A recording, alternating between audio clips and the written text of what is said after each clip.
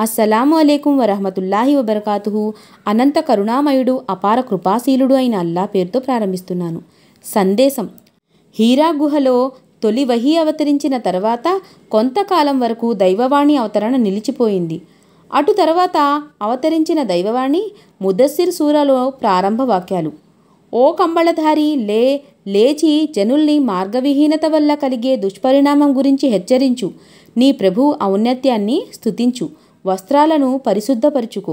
విగ్రహాల నుండి దూరంగా మసులుకో. మరింత ప్రతిఫలం పొందే సంకల్పంతో మాత్రం ఇతరులకు మేలు చెయ్యకు. నీ ప్రభువుకు సంబంధించిన వ్యవహారాల వల్ల కలిగే బాధల్ని, కష్టాల్ని సహనంతో భరించు. ఇక ముహమ్మద్ సల్లల్లాహు అలైహి వసల్లం వారు దైవ దౌత్య కార్యానికి నియుక్తులైనట్లే అని లాంఛనంగా లభించిన ఆదేశం ఇది.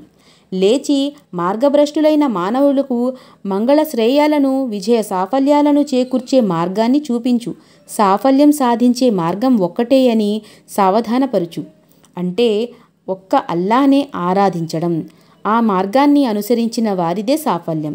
మరెవరైతే దీన్ని కాదని మరో విధానాన్ని అవలంబిస్తారో వారికి మరణాంతర జీవితంలో కలిగే దుష్పరిణామాన్ని గురించి భయపెట్టు. మానవ జీవితం ఒకే దేవుని ఆరాధన, ఆయన మహిమల మహోన్నత అంగీకారం ఆధారంగా నిర్మించబడాలి.